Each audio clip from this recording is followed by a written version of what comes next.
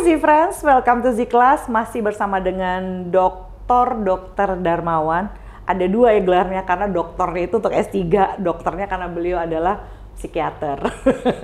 Nah, kita akan masuk nih ke hypersex. Ini adalah terms, menurut saya sih, ini adalah terms yang paling sering disalahartikan, Dok, secara umum. Dan kami juga sebenarnya terus terang aja, kalau saya sih cukup suka kesulitan ya melakukan diagnosis ini juga in a way, karena bagi kami tuh punya, saya pernah bilang buku suci itu saya dihujat massa ya, kata nggak boleh buku suci itu harusnya Alkitab, Al-Quran, bla bla bla. Jadi ini adalah primbon kalau gitu deh.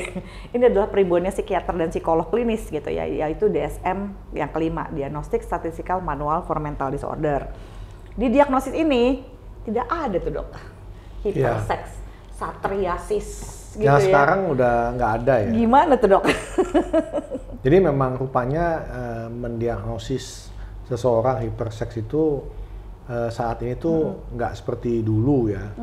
Karena kebutuhan seks orang itu kan berbeda-beda. Iya. Jadi kalau dulu beberapa tahun yang lalu, mungkin sekitar hampir 10 tahun yang lalu, kalau usia 40-an ke atas masih mau seks setiap hari itu dianggap normal. Waktu itu masih dianggap hypersex. Oh.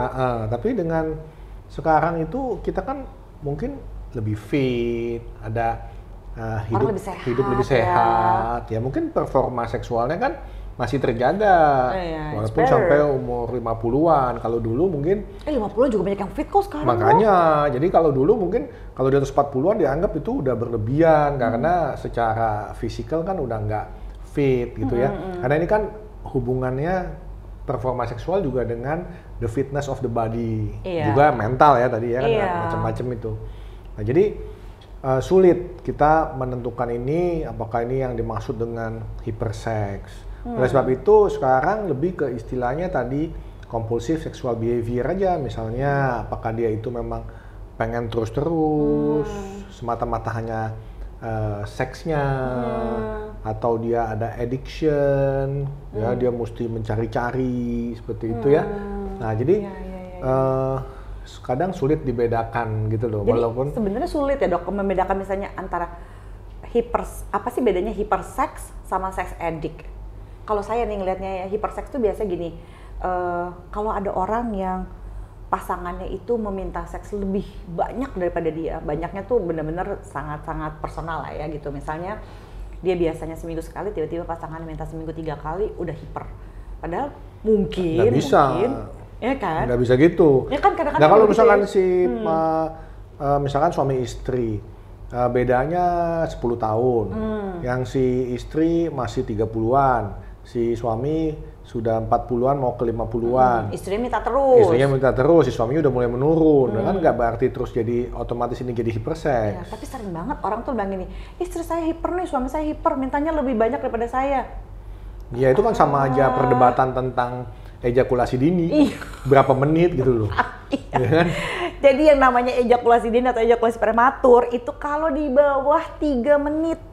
Ya 3 menit, ada orang-orang yang gini, enggak ini mah ejakulasi, emang berapa lama? 10 menit, itu mah nggak apa-apa, tapi banyak yang nggak terima kan, Dok? Iya nggak terima karena yang satu katanya belum puas, jadi ini udah duluan, jadi ini ejakulasi dini katanya gitu ya kan. Berantemnya gitu-gitu aja ya, jadinya chaotic. Sering. Jadi makanya kembali lagi, tapi beda ya, kalau adiksi itu kan ada kriteria-kriteria adiksi.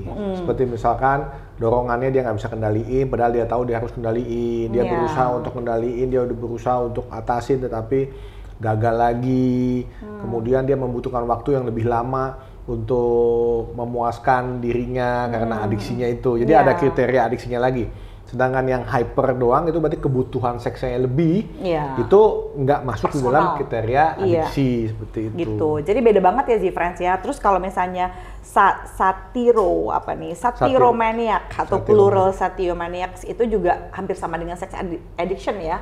Satriasis. Dulu kan istilahnya satriasis. Kalau yang cewek nymphomania katanya seperti itu. Yang minta seksnya lebih banyak apa segala macam. Jadi gini, sekali lagi ya, kalau memberikan label semata-mata hiper gitu, hati-hati gitu ya. Kalau Anda misalnya pasangan Anda menginginkan seks jauh lebih banyak daripada Anda, kalau menurut Barry McCarthy, gimana kalau ketemu di tengah aja? Having a good enough sex.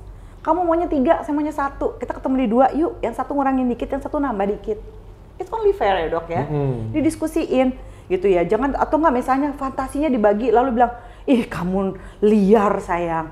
Jangan dijudge, didengerin Iya, dulu. itu kata-kata juga seringkali bikin ilfil dalam hubungan seksual. Iya, bisa jadi nggak mau hubungan seks loh. Begitu Jadi dibilang kesel. liar atau dibilang apa tuh langsung, Nakal. iya langsung hilang feelingnya. Ilfil kalau kata anak zaman now. Nah, jadi kalau misalnya adiksi itu adalah gini nih. Misalnya mungkin contohnya yang Z-Friends bisa ketahui itu siapa sih yang main Californication tuh, yang dulu jadi agent FBI di X-Files, David Duchovny. Si ganteng itu ya, David Duchovny itu pernah dikatakan mengidap si satriasis ini atau adiksi seks, di mana Bukan yang ceweknya tuh, yang di katanya X-Files. dianya sih. Dianya ya? Heeh. Soalnya kalau nggak salah ceweknya juga bilang katanya ada nymphomania katanya. Oh, dia juga ada info. Baiklah. Cocok juga mereka ya temenan di situ, bisa saling mengisi kalau ada konsen. Sekali lagi semuanya itu penting dengan ada konsen. Nah, mereka-mereka yang nymphomania atau misalnya satriasis itu biasanya mereka harus berhubungan seks sebelum bisa bekerja, beraktivitas, melakukan apapun itu juga, bersosialisasi. Pokoknya mereka tidak berfungsi tanpa hubungan seks. Dan kadang-kadang dengan siapa aja, kapan aja, di mana aja. Itu yang bisa bahaya, berisiko gitu ya artinya. Kalau pasangan yang cukup ngetop itu adalah Michael Douglas dengan yang nikah dengan Catherine Zeta-Jones gitu ya. Dan mereka yang berhasil, mereka melakukan terapi dok, pakai psikiater, pakai psikolog gitu. Karena si Michael Douglasnya memang gitu, nggak bisa berfungsi sama sekali. Sebenarnya Catherine-nya itu, ini udah lama banget ya beritanya saya baca waktu itu, yang apalagi nih majalah gosip lagi, jadi kadang-kadang suka iya apa enggak nih ya. Jadi si Catherine-nya itu sampai sempat ini dok, sebenarnya sih dia mau tuh ngeladenin, cuma yang susah kalau lagi di lokasi syuting. Jadi susah dia mau kerja. Nah sementara dia juga nggak mau selingkuh, kan repot tuh ngatur jadwalnya. Itu makanya mereka sampai terapi. Itu udah adiksi kan ya dok ya hitungannya ya kalau kayak begitu mah. Iya, udah nggak bisa nahan ya kan. Nggak, Jadi mesti saat udah itu pusing. juga gitu. Nah, jadi ini buat yang bertanya pada saya nih ya di sosial media, Kak Zoya maaf mau tanya, hiperseks sama kecanduan seks sama atau beda, butuh pencerahan nih.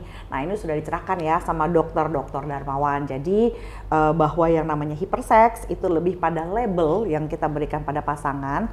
Jadi kalau Anda merasa pasangan saya kayaknya hiper deh Mbak Zoya, coba pertimbangkan dulu definisi yang diberikan sama Dr. Darmawan tadi nih gitu ya.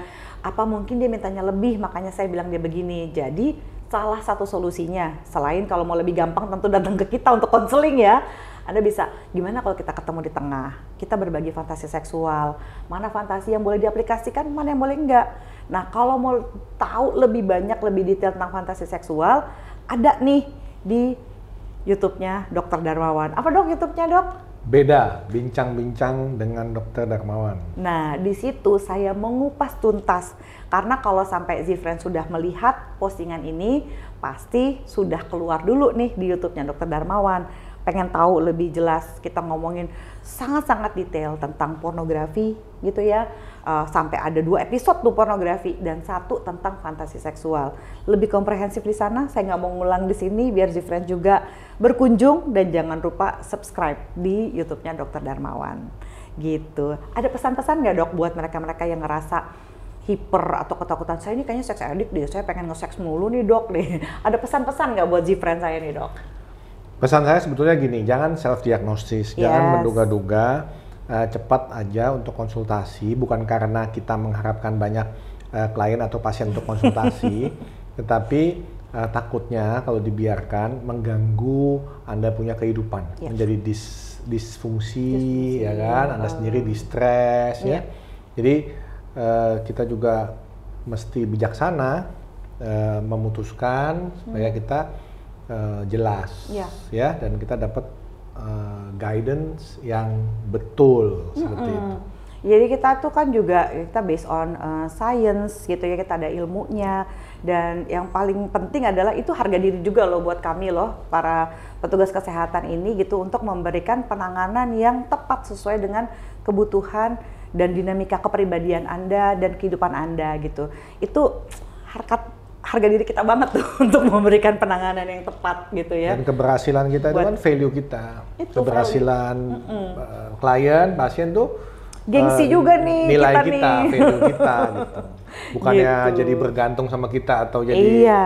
Justru keberhasilan kita adalah ketika klien-klien kita bisa mandiri, bisa mengatasi ini sendiri dengan, jadi kita nih sebenarnya adalah penunjuk jalan kali ya dok ya, supaya nggak nyasar di ranjang gitu loh.